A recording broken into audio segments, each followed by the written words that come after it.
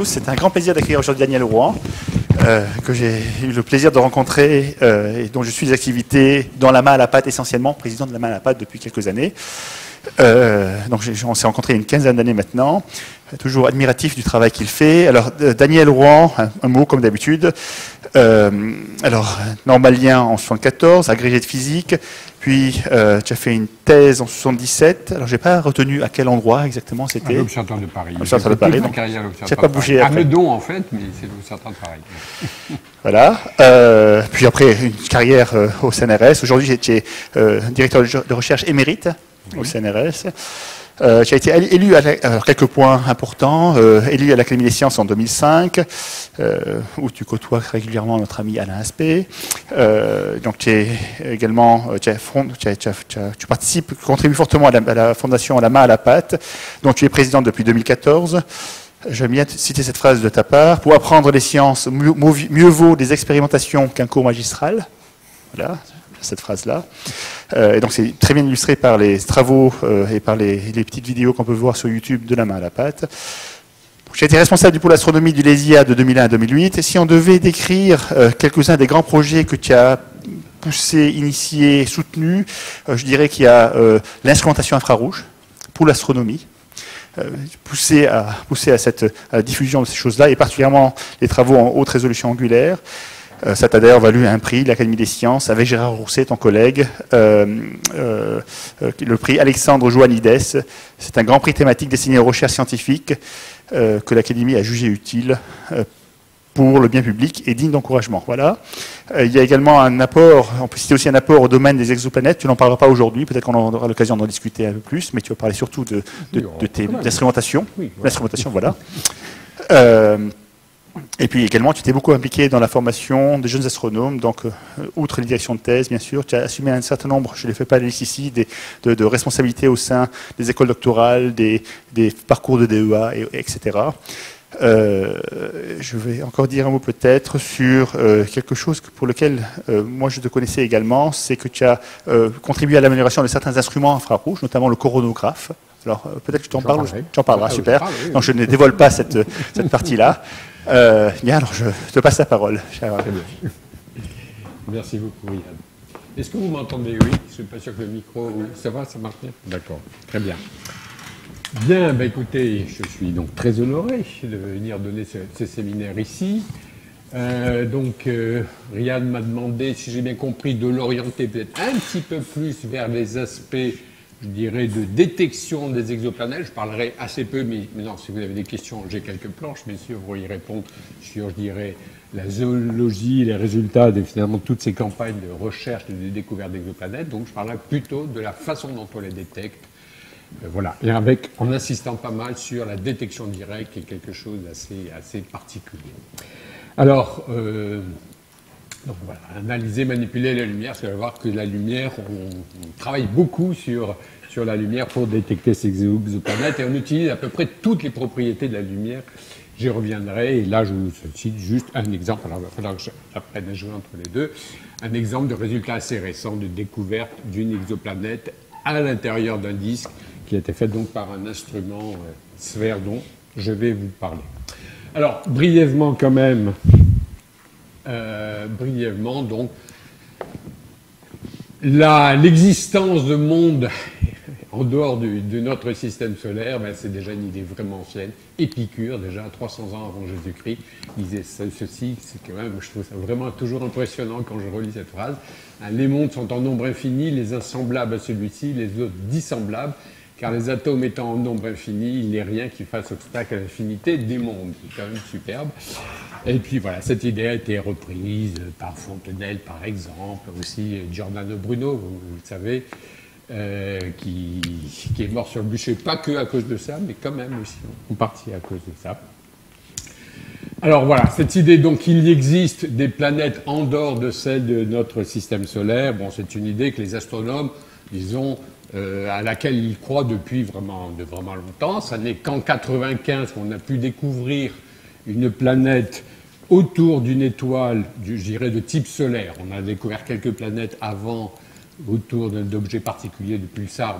J'y reviendrai, j'en parlerai pas, effectivement. Donc la première, on va dire, planète un peu classique, c'est en 95. Et pourtant, des étoiles, vous êtes d'accord, il y en a vraiment, vraiment beaucoup. Ça vous donne une idée de la distribution des étoiles autour du Soleil. Hein. Ce sont les vraies positions, parce que maintenant on peut remonter grâce à des satellites comme Gaïa à la distance et à la position des étoiles.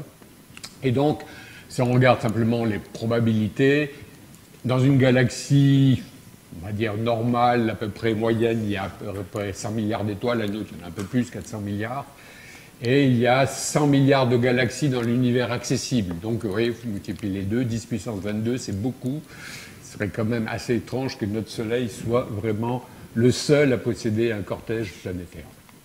Alors, il y a cet aspect, et puis il y a surtout le fait que finalement, maintenant, on comprend vraiment bien la façon dont se forment ces systèmes planétaires. On en a une bonne idée, et vous allez avoir des bons indices. Alors en gros, tout commence, je vais être très bref bien sûr, mais tout commence avec un immense nuage d'hydrogène et d'hélium dans la galaxie qui, pour certaines raisons, de cause un peu extérieure, n'est plus en équilibre, un équilibre, on va dire, hydrostatique entre les forces de gravitation qui tendent à l'écraser et puis les forces essentiellement de turbulence qui le maintiennent. Il s'effondre, commence à s'effondrer. Il est en rotation, comme finalement un peu tout objet dans l'univers par rapport à un système référentiel galiléen. Et donc, en étant en rotation, eh bien, on comprend que la force centrifuge va faire qu'il va moins facilement s'écraser perpendiculairement à son axe de rotation que dans l'axe de rotation. Et donc, on va à la fin former essentiellement un disque. La matière va continuer à s'accréter, à se concentrer très très rapidement, elle va former une étoile. C'est le mécanisme, on va dire, maintenant bien décrit de formation d'une étoile. Mais dans cette matière, donc je vous ai dit du gaz, mais il y a aussi pour 1% de la masse à peu près, hein, de la masse, il y a des petits grains, des petites particules, ce qu'on appelle la poussière interstellaire, disons submicronique, hein, vraiment, qui est présente. Et qui va donc, qui va notamment se trouver dans le disque résiduel. Donc là, l'étoile se forme, ce disque qui contient encore du gaz et de la poussière, eh bien, il va se passer un certain nombre de phénomènes. Et notamment, grâce à la concentration de matière, eh bien, les petits grains vont commencer à se coller les uns aux autres, devenir des grains de sable, des grains de sable, des galets, etc., arriver jusqu'à ce qu'on appelle des planétésimaux, qui, eux, vont commencer à accréter de façon très, très efficace par gravitation, donc la matière autour d'eux. Donc, en particulier, le gaz pour les planètes géantes, je reviendrai un petit peu sur les détails, enfin, si j'ai le temps, et puis plutôt des planètes telluriques, je dirais, à l'intérieur. Donc voilà, ce mécanisme, on peut dire qu'il donne quelque chose comme notre système solaire. On commence vraiment à très bien le simuler, à bien le maîtriser, on a bien les échelles de temps. Et puis il y a des indices forts, hein, donc formation d'un disque, ben oui, on voit des disques, si vous voulez, par exemple, là, ces disques, c'est des images assez anciennes, hein, mais c'est dans une région de formation d'étoiles, la région d'Orion, donc il y a ce qu'on appelle une région H2, c'est-à-dire du gaz qui émet, qui est excité et qui, par désexcitation, va mettre de la fluorescence, donc il y a un fond continu, si vous voulez, de lumière, et des étoiles nouvellement formées, eh bien, sont silhouettées sur ce fond continu, et donc on les distingue parfaitement, vous voyez ici, avec une étoile, et puis le disque autour. Donc ça correspond. Ça, c'est bien sûr une image d'artiste, vous l'avez compris. Idem, ici, une image d'artiste où un disque un peu plus évolué, les planètes se sont formées, on nettoyait, si vous voulez, le disque protoplanétaire, et effectivement, on observe maintenant, alors ça, c'est plutôt des images récentes, avec les instruments les plus récents dont je vais parler maintenant, on observe effectivement des disques, on observe des sillons, on observe des traces de la formation de ces planètes. Alors, pour détecter des exoplanètes, donc je lis les astronomes le tentent depuis déjà pas mal de temps, ils ont eu pas mal d'imagination, vous voyez, c'est l'arbre des méthodes de détection. Je vais bien entendu pas parler de chacune des branches, mais vous parlez de quelques-unes des principales, celles qui donnent vraiment des résultats, donc celles liées au mouvement réflexe, la variation d'éclat de l'étoile, et puis je vous parlerai beaucoup de la détection directe. Alors, au passage, donc, on peut dire que toutes les propriétés de la lumière sont exploitées pour chercher à détecter des exoplanètes, hein, que ce soit la longueur d'onde, on va y venir en utilisant des spectrographes, l'intensité lumineuse, les variations d'intensité, mais aussi la pureté spectrale. notamment en particulier la cohérence, quelque chose de très important. La polarisation est utilisée, même si elle donne pour l'instant pas beaucoup de résultats. Et puis aussi la déviation par une masse de la lumière. Tout ça, on a exploité pour détecter des exoplanètes. Alors, au passage, je signalais que, effectivement, si ce n'est qu'en 95 qu'on a pu découvrir la première exoplanète, c'est parce que c'est franchement pas facile quand même. On travaille vraiment avec, je dirais, des ordres de grandeur qui sont entre le 10-5 et le 10-10, quelque chose comme ça. Bon, alors, bien sûr, on sait qu'en physique, c'est pas forcément des choses qui font très très peur, mais quand même, c'est pas facile. Et donc, ça demande vraiment de pousser les techniques, je dirais un peu à l'extrême, à la limite de la physique en quelque sorte, à la limite de la technologie, en utilisant par exemple, j'y reviendrai, l'optique adaptative, mais aussi les peines de fréquence, les nanotechnologies, les télescopes géants comme celui-ci. Alors, première méthode, donc la méthode des vitesses radiales. Alors, c'est la méthode qui a donné les premiers résultats. En fait, elle est basée sur le... Qu'est-ce qui se passe?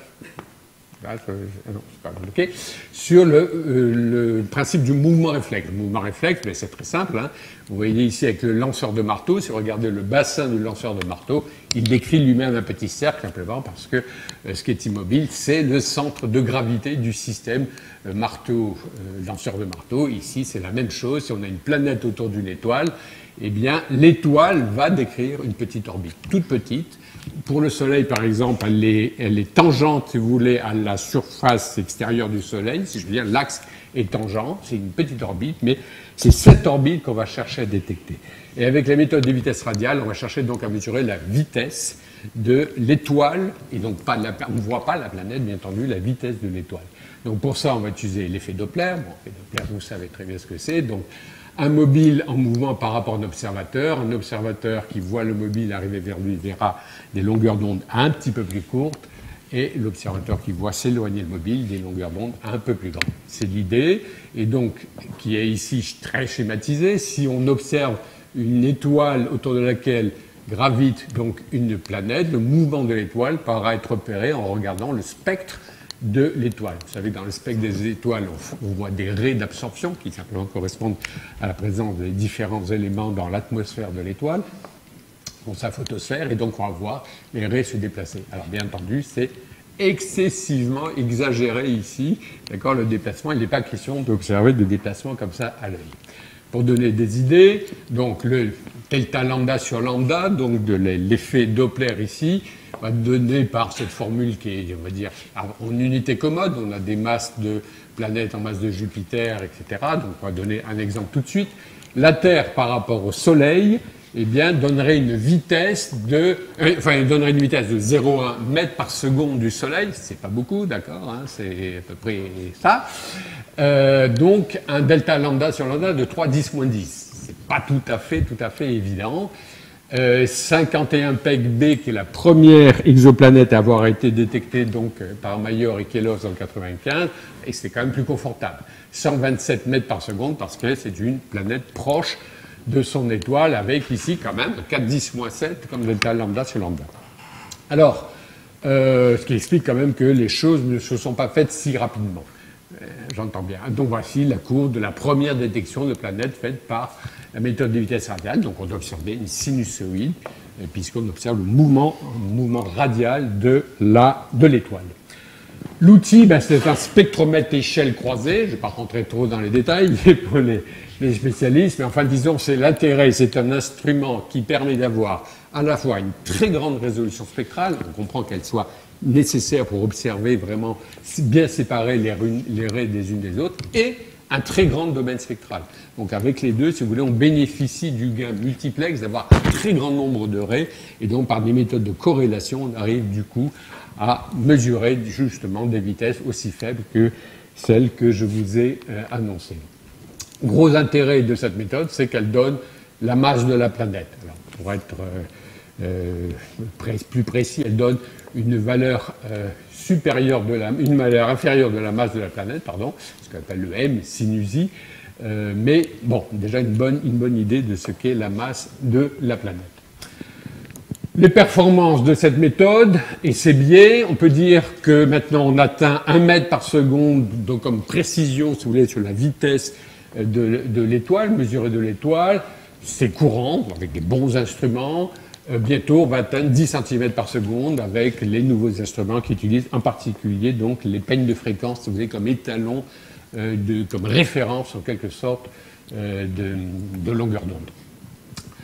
On est nécessairement plus biaisé vers les planètes de courte période. Ça, c'est disons, le résultat du petit calcul simple qui vous donne la vitesse mesurée en fonction du rayon orbital et de la masse de la planète. C'est bien entendu, plus une planète est massive, plus l'effet sera important aussi. Donc, on est biaisé vers les planètes massives et plutôt de courte période.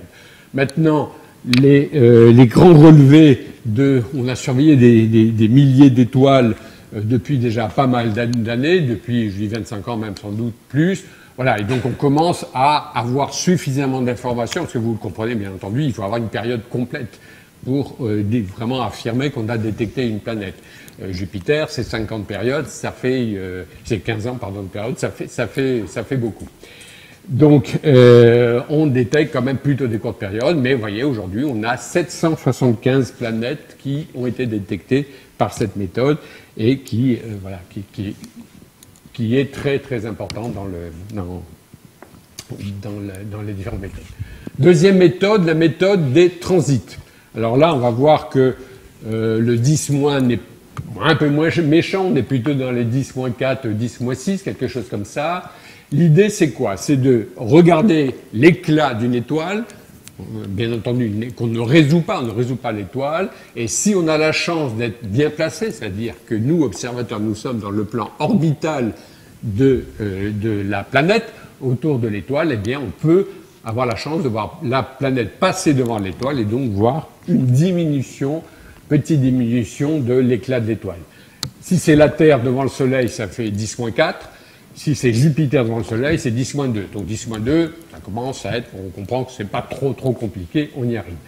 Curieusement, ce n'est pas la première méthode qui a donné la détection d'une planète.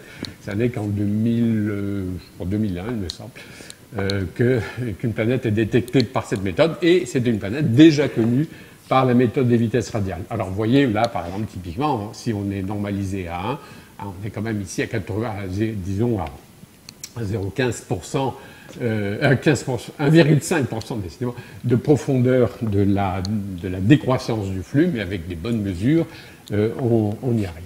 Alors, gros intérêt de cette méthode, c'est qu'elle donne, elle, le rayon de la planète. Donc, si vous combinez les deux, si vous arrivez à voir à la fois le rayon de la planète, par cette méthode, et la masse de la planète, vous avez accès à la densité, et tout de suite, ça ouvre des portes, si vous voulez, pour faire vraiment de la physique planétaire, avoir une idée très précise de la densité, etc.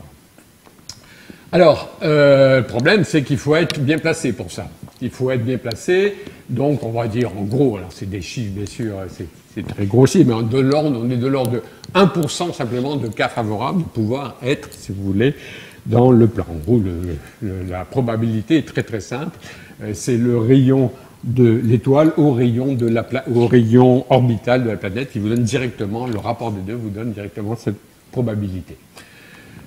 Donc, l'outil, bien, ça va être un satellite, notamment un satellite parce que les problèmes de photométrie, si vous voulez, de mesure précise de l'éclat d'une étoile avec une atmosphère terrestre, c'est pas facile. On a une bien meilleure précision avec un satellite. Alors, notamment, moi, j'ai travaillé sur le satellite Corot pendant pas mal d'années avec donc toute une équipe. Un des rares satellites, finalement, d'astronomie français avec une petite contribution de l'Europe, mais disons à 80% il était français. Donc on surveille un champ toujours le même, disons, pendant un temps assez long. Vous voyez ici les CCD de Kokoro, un grand champ pour avoir le maximum d'étoiles possible. Et puis, voilà, et Corot a permis de détecter comme ça, en particulier des planètes comme celle-ci, Corot 7b, c'est un peu le fleuron de Corot, qui est la première planète. Vous voyez la décroissance ici, du flux, donc 0,035%, c'est pas très très grand, donc c'était la première planète vraiment de petite taille, on va dire de type un peu terrestre, elle est plus grande qu'une Terre, hein, mais première planète dont on a pu affirmer qu'elle était rocheuse, alors qu'on avait jusqu'ici essentiellement détecté des planètes géantes, des planètes gazeuses, en particulier par la méthode des vitesses radiales ou par la méthode des transits. Voilà, c'était la première planète détectée. L'Europe va lancer, alors en 2000, je ne vais pas dire de bêtises, je crois 2025, il me semble, le satellite Plateau, qui reprend toujours cette même idée. Simplement, on veut avoir une plus grande surface. Vous savez qu'en optique, on ne peut pas avoir à la fois un très grand champ et une très grande surface. Hein, on est bloqué. Ça, c'est des principes assez très simples qui le disent. Et donc, l'idée, bien, c'est de multiplier finalement les petits télescopes. Chacun ayant un très grand champ, puis on rassemble, si vous voulez, tous les signaux avec des CCD qui sont au foyer de chacun de ces télescopes. Et le Plateau pourra donc accéder, en particulier, donc à des planètes, on va dire, de type Terre, parce qu'il va pouvoir observer des étoiles très brillantes. C'est l'intérêt, il a un immense champ, et donc il a forcément des étoiles brillantes, et autant d'étoiles brillantes, le signal sur bruit est très bon, et donc on peut détecter assez facilement l'équivalent des Terres. Bon, maintenant, je dirais le roi quand même des détections par la méthode des transits, c'est un satellite qui a été lancé 2 ans après Corot, donc satellite américain, plus gros, plus grand champ, qui a regardé toujours le même champ et qui a donc détecté nettement plus de planètes. Le problème, c'est qu'il a détecté énormément de candidats, mais si vous voulez, par exemple dans Corot, on a toujours validé les planètes détectées par des observations au sol en vitesse radiale notamment. Pour confirmer absolument, parce que, là je n'ai pas le temps d'entrer dans les détails, mais il y a pas mal d'autres phénomènes qui ressemblent à la détection d'une planète, qui sont périodiques, mais qui ne sont pas du tout des planètes. Par exemple, 2 étoiles qui s'occultent légèrement l'une par rapport à l'autre dans des systèmes binaires. Et il y en avait beaucoup, dans mon particulier.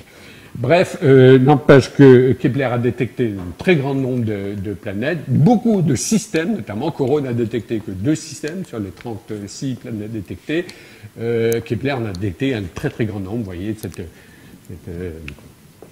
belle constellation, je dirais, de systèmes, tous très très très différents. C'est aussi un des résultats, je dirais, assez majeur finalement de la détection de ces exoplanètes, c'est la diversité énorme des systèmes qui ont été observés. Tous, chacun est particulier, on n'a pas 2 systèmes identiques pratiquement. Donc, performance et biais, c'est là aussi, la détection par la méthode des transits est biaisée vers les courtes périodes, parce que vous avez besoin de détecter plusieurs périodes pour affirmer que vous avez vraiment détecté une planète. Et donc, sur des durées finies, bien, vous détectez surtout des périodes courtes, donc des planètes assez proches de leur étoile. Et vous voyez, c'est très clair ici. Oui, je n'ai pas précisé tout à l'heure, j'ai reporté sur tous ces graphes, donc la masse de la planète en fonction donc de l'orbite, le rayon de l'orbite, le demi-grand axe de l'orbite, parce que certaines orbites sont parfois très elliptiques. Et vous voyez l'effet Kepler est énorme, puisque aujourd'hui il y a 2864 planètes. Alors, une grande partie n'est pas confirmée par des vitesses radiales, mais peu importe, disons, on a d'autres critères pour dire que la plupart sont sûrement des planètes vraiment clairement détectées. Alors, troisième méthode, là, on va aussi utiliser une variation de flux, mais on va utiliser un autre effet, finalement, sur la lumière, qui est l'effet de lentille gravitationnelle. Ce qu'on cherche, c'est la signature d'une lentille gravitationnelle, donc l'effet de déviation de la lumière d'une étoile d'une source plus lointaine. Donc une étoile lointaine, on observe typiquement, si vous voulez, vers le centre de la galaxie, ou ce qu'on appelle le bulbe de la galaxie, donc où il y a une grande concentration d'étoiles. Et puis, si on a par chance une étoile qui va traverser, et de préférence à peu près à mi-distance, c'est là où c'est le plus efficace, qui va traverser le champ, eh bien, il va y avoir un effet de courbure des rayons et donc de concentration de la lumière sur le télescope. Et donc, si en plus de ça, il y a une planète autour de l'étoile qui est bien placée dans cette traversée, je dirais, du chemin optique, enfin, du trajet optique, eh bien, on peut observer effectivement un événement.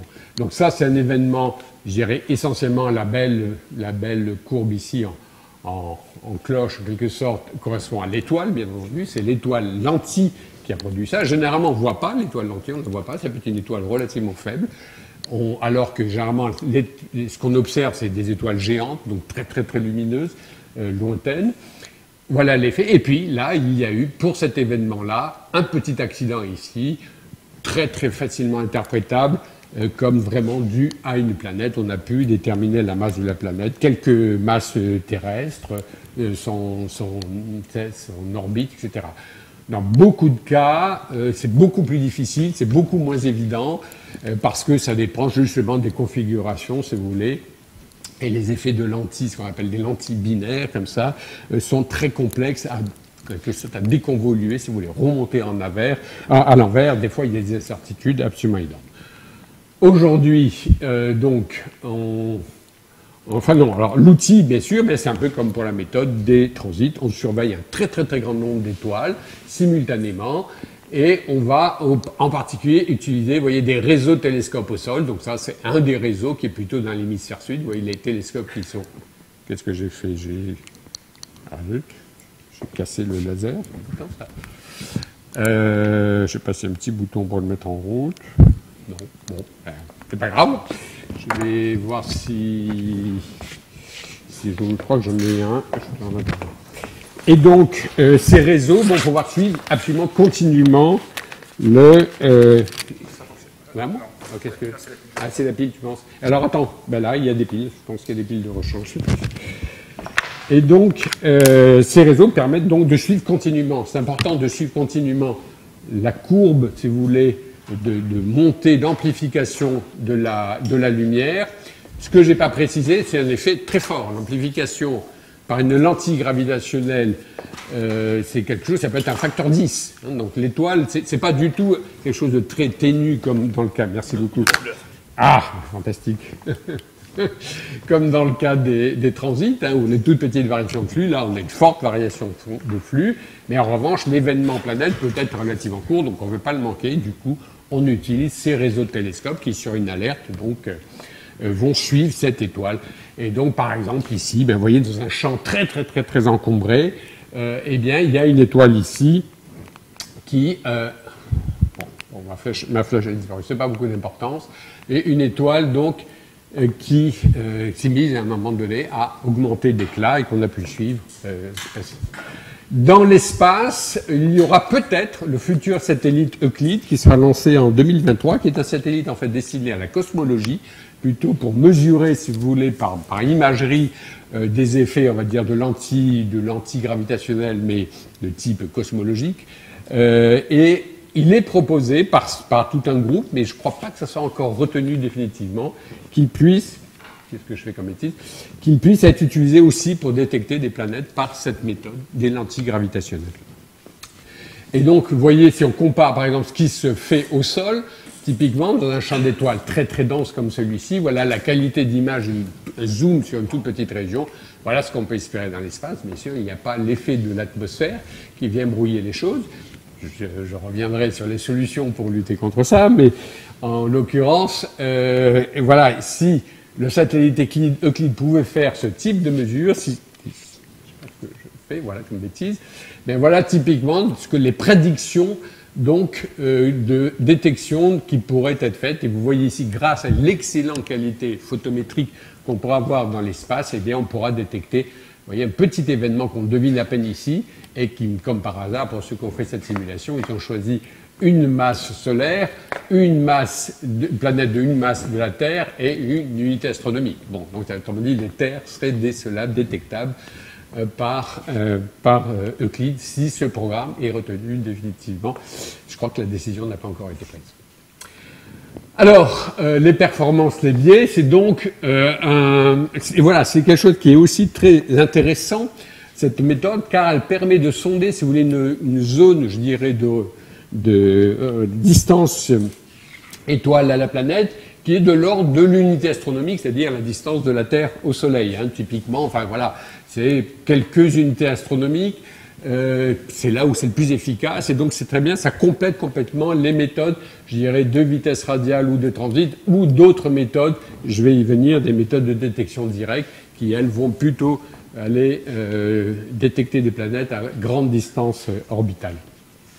Aujourd'hui, donc, vous voyez, c'est quand même, ça reste relativement modeste, le nombre de planètes détectées par cette méthode, et parfois, je répète, avec des très grandes incertitudes sur les paramètres de la planète, parce que remonter si vous voulez, déconvoluer en quelque sorte le signal d'amplification n'est pas toujours évident et dans certains cas, il y a des grandes incertitudes. Alors, j'aborde maintenant donc la détection directe et je vais me concentrer un peu plus sur la détection directe. Alors, la détection directe, d'abord, savoir que c'est très difficile. Si on prend, disons, des cas auxquels on songe, par exemple, détecter une Terre autour de l'équivalent du Soleil. Bon, si on compare taille et masse, la Terre, typiquement, vous voyez, c'est 1/100e du rayon du Soleil, donc ça veut dire 1/1000e pour la surface, pour le volume, pardon, la masse, on va dire, pour simplifier, c'est pas tout à fait vrai. Il y a la densité, bien sûr. Jupiter, ben, c'est 10 fois plus gros, donc c'est plus qu'un rapport 1000, on va dire, en masse. Et puis en surface, bon, vous pouvez faire les calculs vous-même. Donc ça paraît pas affreux, mais si vous voulez quand même détecter les photons qui viennent d'une planète, eh bien, il y a aussi les effets de distance, et donc le contraste, par exemple, de la Terre par rapport au Soleil, dans le visible, ici, vous voyez, c'est 10-10. 10 milliards, c'est vraiment beaucoup pour voir vraiment, disons, vraiment une luciole autour d'un phare, d'un phare marin. C'est un peu l'exemple qu'on donne souvent. C'est pas évident.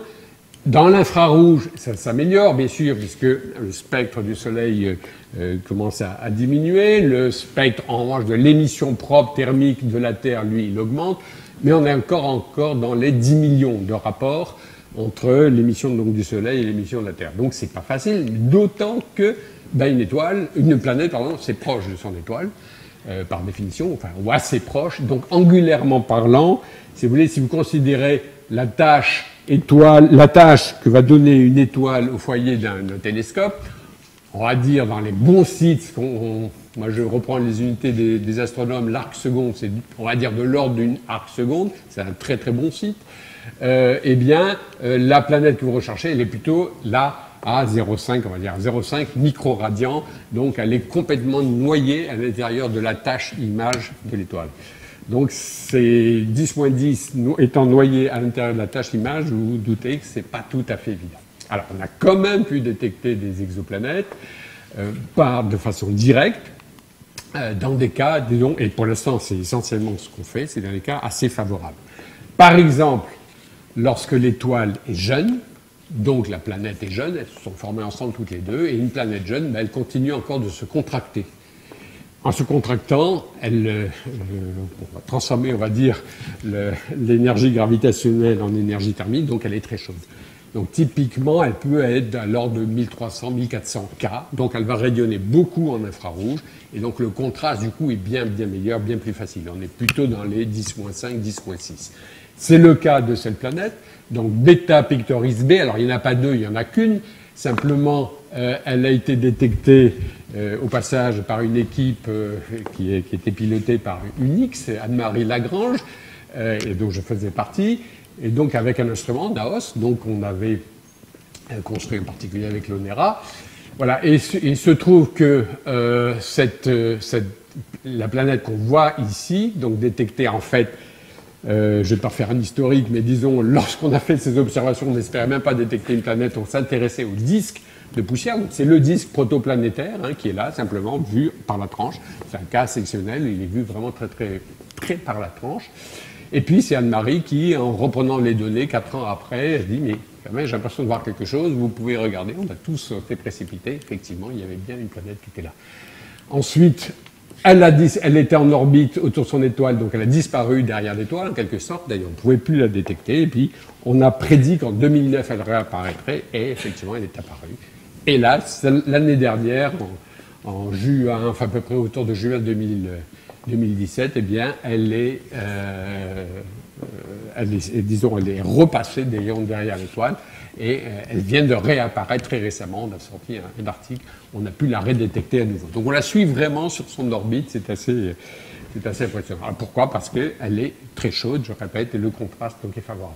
Un autre cas, c'est si on a une étoile très froide et en fait la première exoplanète détectée directement l'a été, toujours avec d'ailleurs l'instrument NAOS, autour d'une étoile qui n'est même pas une étoile, en fait, qui est une naine brune. Une naine brune, c'est une étoile dont les réactions nucléaires ne sont pas vraiment allumées.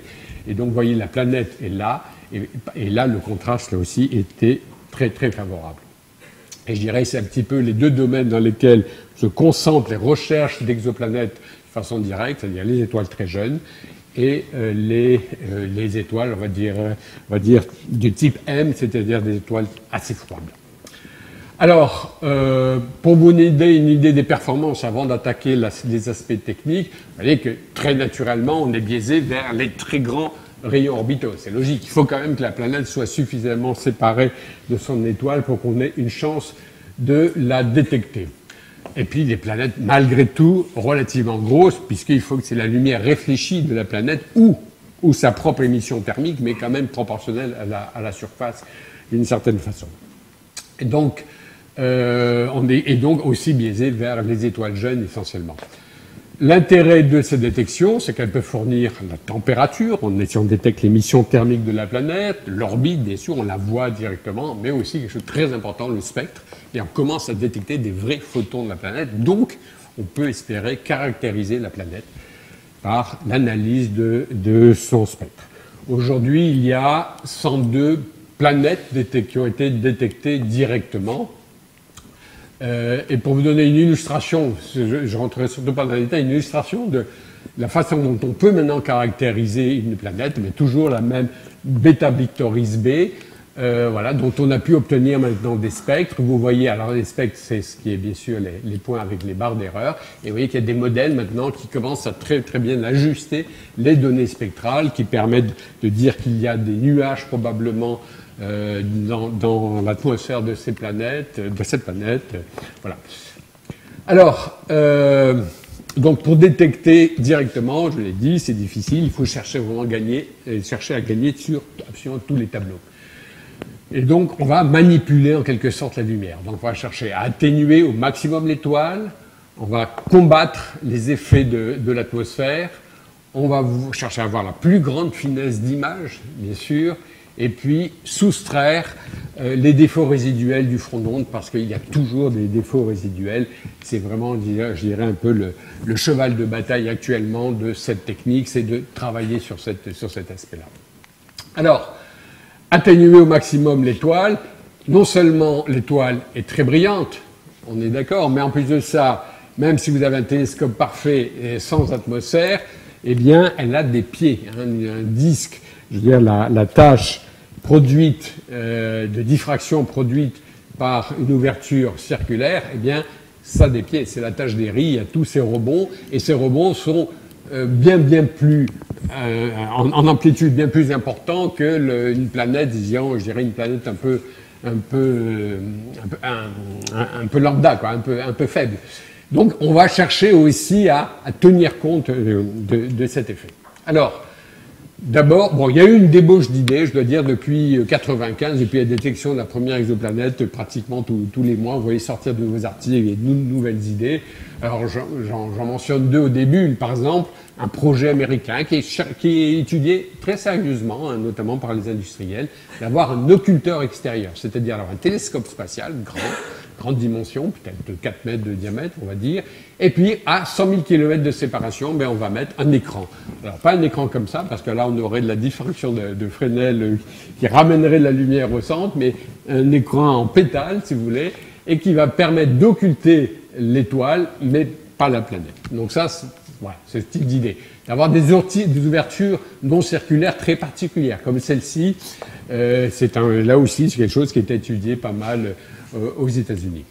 Et puis, quand même, je vais me concentrer sur, disons, un peu les techniques qui aujourd'hui donc donnent vraiment des résultats, qui sont ce qu'on appelle la coronographie, d'une part, et l'apodisation. Alors, la coronographie, en fait, c'est les techniques, si vous voulez, pour masquer au maximum la lumière de l'étoile, sans masquer, bien entendu, la lumière venant de la planète.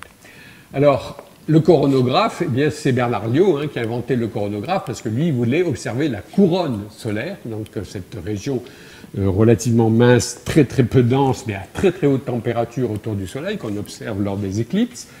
Lui, il voulait pouvoir l'observer continuellement. Donc, il invente le coronographe. Au passage, il y a toujours son chronographe qui est à l'Observatoire de Meudon exposé en bois. L'extérieur est en bois, c'est un bel instrument. Donc son idée, la première, je pense que tout le monde l'a eu, c'est relativement simple. On va mettre un masque sur l'objet brillant pour pouvoir observer ce qu'il y a autour de cet objet brillant. Mais ça, beaucoup l'avaient essayé. Et en fait, la lumière diffractée, la lumière diffusée par tous les petits défauts faisait que ça marche absolument pas. Et l'idée donc suivante de Bernard Liot, ben, tout simplement, ça a été d'ajouter un masque ici dans ce qu'on appelle le plan pupille, c'est-à-dire l'image finalement de la pupille d'entrée du télescope. Donc lui, c'était simplement un masque opaque, et c'est avec ça qu'il a réussi donc à faire des superbes observations de la couronne solaire. Alors ça vous donne le principe général de tous les coronographes. On va toujours travailler à la fois et dans le plan image et dans le plan pupille. On va combiner les deux. Alors je vais vous présenter donc effectivement un coronographe à masque de phase. Alors masque de phase, ça veut dire qu'on ne va pas utiliser une pastille opaque, mais on va utiliser quelque chose de transparent. Ça paraît un peu étrange, et j'ai en particulier vous parler de ce coronographe donc dit à 4 cadrans, donc je suis effectivement le papa. L'idée, c'est que si vous avez une pièce ici donc de verre, mais vous voyez avec 4 cadrans comme ceci, et vous avez ici une épaisseur entre deux cadrans qui vaut lambda sur 2, ben vous produisez un déphasage juste de pi entre les deux. Et donc on va en fait produire des interférences destructives sur l'étoile seulement. Donc si vous regardez le petit schéma d'A-haut, si on amène exactement l'étoile pile au centre du 4 cadrans, donc l'image de l'étoile bien sûr au foyer du télescope, eh bien les interférences destructives vont faire que la lumière de l'étoile ne va pas disparaître, mais sur l'axe, disons, elle va disparaître sur l'axe, tandis que la planète n'est pas affectée. Donc c'est le principe. Alors si on détaille un peu les choses, donc à la pupille, eh bien on a une pupille qui va donner une tache d'Airy classique, la diffraction avec les pieds de la tache d'Airy. C'est donc la transformée de Fourier de cette pupille qu'on observe ici.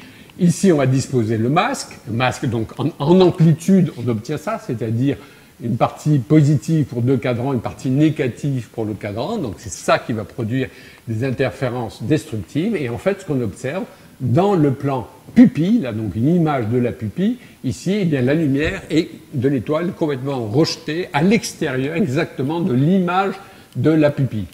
D'accord? Donc il suffit, mais bien entendu, pas la planète qui est juste restée sur le cadran. Donc il suffit de mettre un masque ici, un masque, donc un peu comme le masque, je dirais, de type Liot, pour à la fin obtenir une suppression. Alors, en théorie, c'est même parfait, la suppression est parfaite. On peut montrer mathématiquement, c'est une propriété assez marrante de la puissance d'un cercle d'un point par rapport à un cercle qui permet de le démontrer facilement. Mais toute la lumière de l'étoile est éjectée de cette pupille. Et donc, à la fin, bien, on peut espérer donc détecter une planète. Alors là, c'est une simulation, bien sûr, et on a bien sûr nécessairement des résidus, parce que rien n'est parfait, évidemment. On a nécessairement des résidus. Alors, les résultats qu'on obtient avec ce type de coronographe, vous voyez ici, il y en a un qui est installé dans une caméra dont je reparlerai tout à l'heure, qui est une caméra infrarouge qui sera à bord du James Webb Space Telescope, qui sera lancé maintenant en 2021, qui était retardé très largement. Et nous avons donc installé des chronographes de ce type, et vous voyez, là on déplace une source, donc ça c'est bien sûr un laboratoire, une source sur le chronographe, on voit bien la source complètement disparaître. On arrive actuellement avec un tel type de chronographe à peu près 90 000 d'atténuation du pic de l'étoile, et puis si on en met plusieurs en série, eh bien on atteint jusqu'à, vous voyez, de l'ordre de 18, c'est peut-être des chiffres un peu anciens, on fait peut-être encore mieux, c'est notre labo, c'est spécialisé dans ce genre d'études en particulier, en travaillant aussi notamment avec l'ONERA. Alors il y a d'autres systèmes à masque de phase, par exemple le Vortex, je vous en cite un, mais il y en a beaucoup d'autres, où le déphasage, au lieu qu'il soit en cadran, mais il évolue continuellement tout au long, si vous voulez, et du coup on n'a pas l'effet de transition entre les cadrans, et on a sinon le même principe de rejet en dehors de la pupille de la lumière, donc il suffit de mettre un masque. Alors, deuxième effet, eh bien on va chercher à atténuer au maximum les pieds de la tache d'Airy, ce qu'on appelle donc l'apodisation, qu'on va supprimer les pieds, et pour ça on va jouer sur l'amplitude dans la pupille, c'est-à-dire on va moduler plutôt que d'avoir un disque essentiellement un disque je dirais, vide, eh bien on va moduler la transmission dans le disque. Alors juste pour vous donner une idée de l'effet que ça fait, et si finalement vous pensez que la tâche d'Airy, c'est la transformée de Fourier de la pupille. Vous savez que la transformée de Fourier d'une gaussienne, c'est une gaussienne. Donc on voit bien qu'une gaussienne, ça atténuerait très très bien. Donc si on mettait une amplitude gaussienne dans la pupille, on obtiendrait effectivement quelque chose sans pied du tout. Donc c'est un peu l'idée. Hein. Donc on n'utilise pas de fait pas des gaussiennes, mais par exemple ici avec ce composant qui s'appelle l'apodize pupillocoronogramme, développé notamment à Nice, eh bien on utilise des fonctions mathématiques un peu particulières et vous voyez qu'on peut gagner beaucoup. Ça c'est en log, hein, donc ici en log décimaux bien sûr. Vous voyez qu'on peut gagner beaucoup avec ce type d'apodisation lié bien sûr à un coronographe. Voilà. Mais il y a aussi des pupilles plus bizarres, et notamment donc des collègues américains proposent, et ils font pas mal de manipes de labo avec des pupilles aussi bizarres que ça. Alors là, l'idée c'est plus en fait, il y a des pieds bien sûr, mais il y a toute une région, elle, qui est complètement noire en quelque sorte, et donc c'est ici qu'on va chercher, si vous voulez, une planète éventuelle, parce qu'on a un excellent contraste dans cette région. Alors, donc, ça, c'était le premier, atténuer au maximum l'étoile. Deuxièmement, combattre les effets de l'atmosphère. Vous le savez, pour l'instant, on fait essentiellement des observations directes depuis le sol. L'atmosphère, bien malheureusement, elle déforme complètement le front d'onde par des effets simplement de turbulence dans la haute atmosphère et produit ce qu'on appelle des speckles. Hein, c'est ce que j'ai montré là. Chaque petit grain du speckle, notez bien, ici, serait en fait de la taille de l'image, de la diffraction qu'aurait donné le télescope sans atmosphère. Donc vous voyez qu'on perd énormément, finalement, puisque ça c'est une pause longue, hein, finalement, ce qu'on obtient à la fin. Donc on perd énormément en résolution spatiale. On pourrait gagner beaucoup plus s'il n'y avait pas d'atmosphère. Donc c'est pour ça que l'optique adaptative a été inventée. Là encore aussi, c'est quand même, je dirais, un peu une aventure française au départ, en particulier entre l'Observatoire de Paris, l'ESO et puis l'ONERA, pour produire les premiers systèmes en astronomie. Donc l'idée, bien, si vous avez votre front d'onde qui a été abîmé par la turbulence atmosphérique, vous le faites tomber à la sortie du télescope sur un miroir déformable. Quand je dis déformable, c'est à peine quelques microns au maximum, en fait plutôt moins. Vous récupérez une partie de la lumière, vous regardez dans quelle mesure le front d'onde est effectivement déformé et vous, par un système de contrôle, donc après 1000 fois par seconde, vous contrôlez, vous déformez le miroir pour finalement décabosser en quelque sorte le front d'onde et le rendre plan. Et là, vous récupérez sur une caméra donc votre front d'onde à peu près parfaitement récupéré.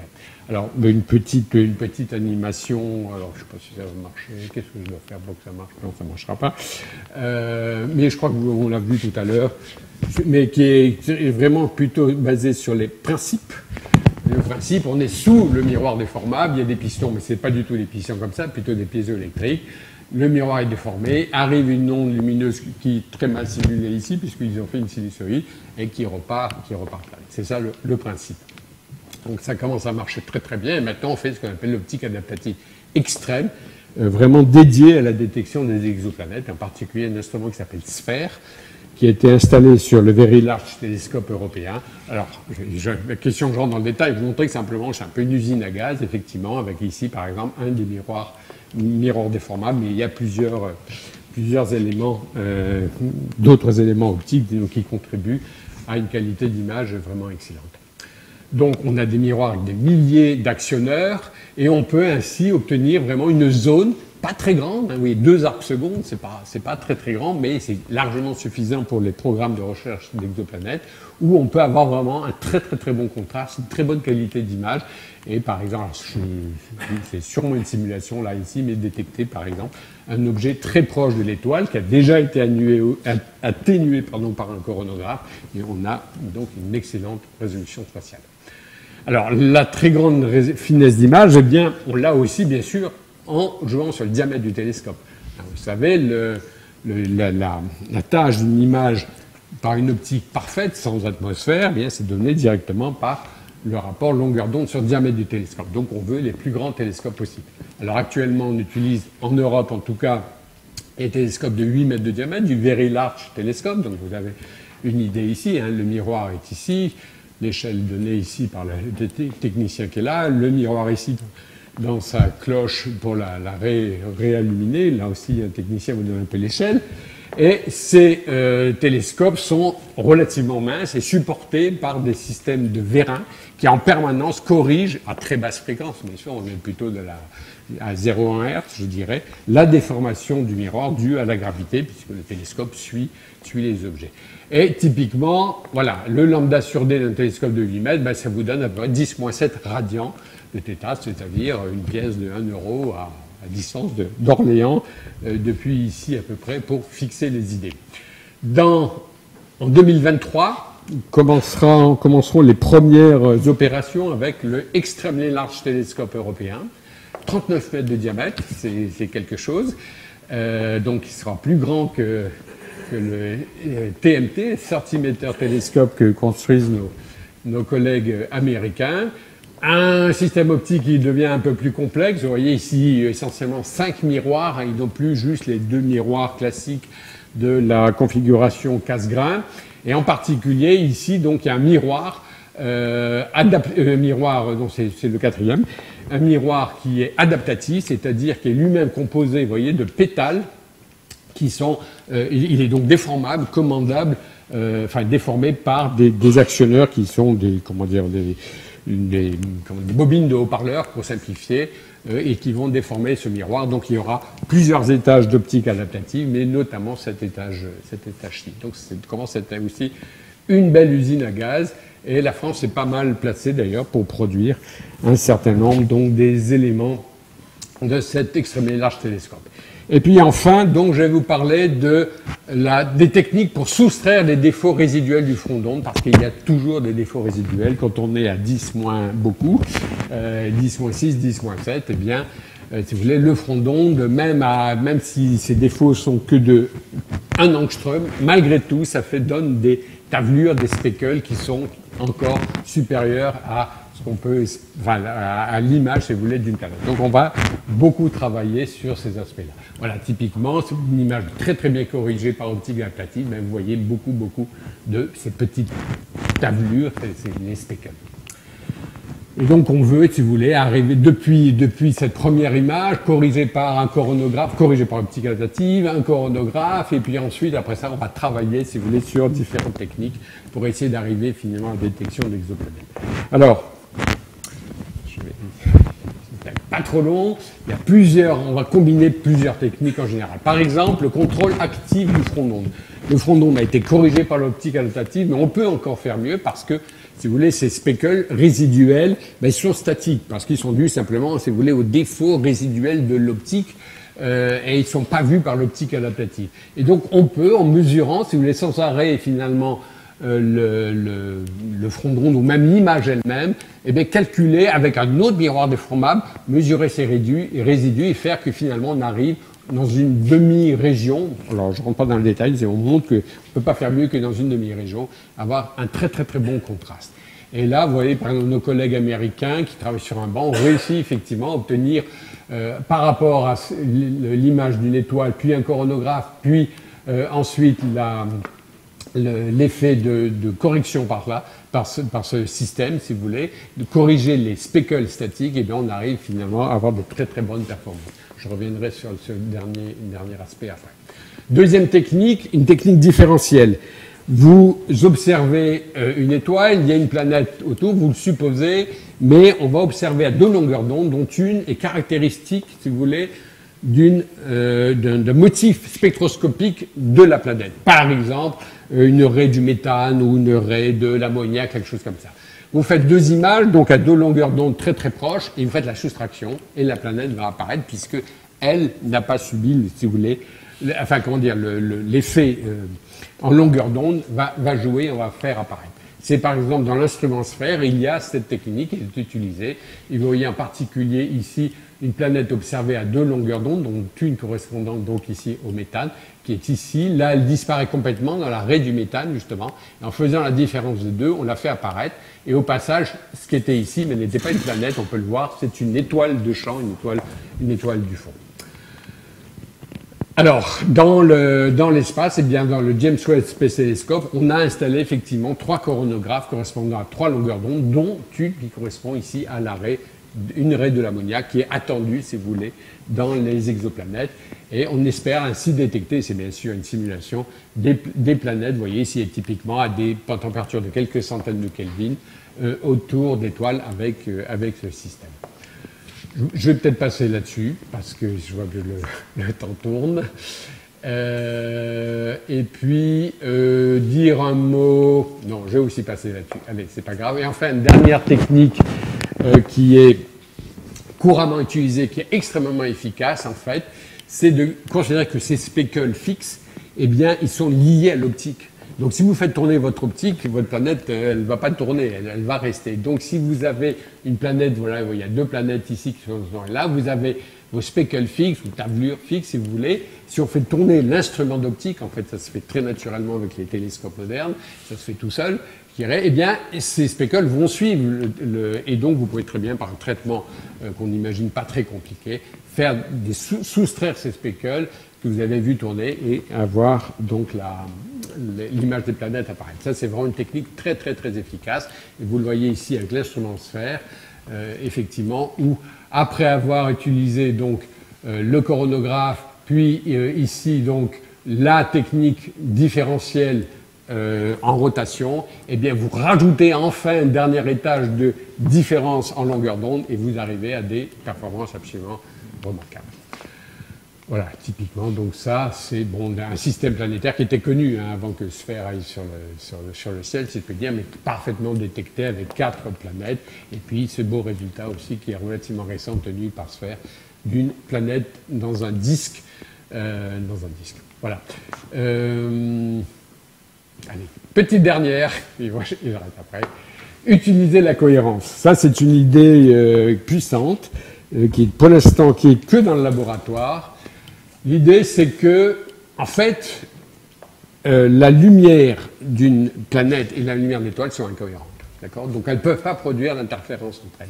Donc, si vous prélevez dans un système avec un coronographe, vous avez vu tout à l'heure une image de la pupille, il y a la lumière qui est rejetée à l'extérieur, on récupère un petit peu de la lumière et on va la faire interférer avec finalement les résidus de l'image de l'étoile. Enfin, les résidus de l'image qui passe par le filtre, le diaphragme de Lyot. Et donc, on va obtenir, si vous voulez, alors c'est bien sûr très schématique, des franges d'interférence sur l'image de l'étoile, puisqu'on a fait des interférences, mais pas sur l'image de la planète. Et c'est le principe de cette caméra celle cohérente qui est proposée par mon collègue Pierre Bodos. Ça, ce sont bien sûr des simulations. En analysant finement les choses, eh bien, on va pouvoir séparer les choses. Voilà, alors je vais passer là-dessus et arriver juste à la conclusion. Désolé, c'était éventuellement quelque chose qui aurait pu vous intéresser, mais je vois que j'étais trop bavard. Donc oui, peut-être grâce à des instruments que je ne vous ai pas présentés, mais comme des interféromètres spatiaux, eh bien, dans ce siècle, on verra peut-être détecter des terres et peut-être des traceurs de la vie, notamment la combinaison de l'eau, de l'ozone et du CO2. On pense que ce serait un très très bon traceur. Donc ça sera, je pense, la grande aventure de ce siècle. On va utiliser pour ça un certain nombre d'instruments. Donc j'en ai parlé finalement pour certains. Dans le futur proche, on a ces très grands télescopes qui vont être mis en opération. On va utiliser donc des spectrographes encore plus performants. Et puis, il y aura donc l'extrêmement large télescope qui arrivera en 2025, quelque chose comme ça. On pourra faire de l'imagerie directe et des vitesses radiales à 10 cm par seconde de précision. Et puis dans l'espace, eh bien, des missions, je vous ai déjà parlé de plateaux, il y aura Euclide également, il y a des missions, plusieurs missions de transit, détection de transit, donc vous voyez, il y a un futur assez brillant encore pour la recherche des exoplanètes. Et donc peut-être, dans ce siècle, je ne le connaîtrai probablement pas, mais il y aura une Terre, une cousine qui sera caractérisée, où on détectera peut-être la vie, et là, donc on pourra reciter cette phrase d'Épicure, donc d'autres mondes avec des plantes et d'autres êtres vivants, certains similaires, d'autres différents des nôtres, doivent exister, là encore, quelle belle pensée. Et c'est sûr que si cela arrive, ça changera pas mal, je pense, l'idée qu'ont l'humanité de sa place dans l'univers. Voilà, je vous remercie.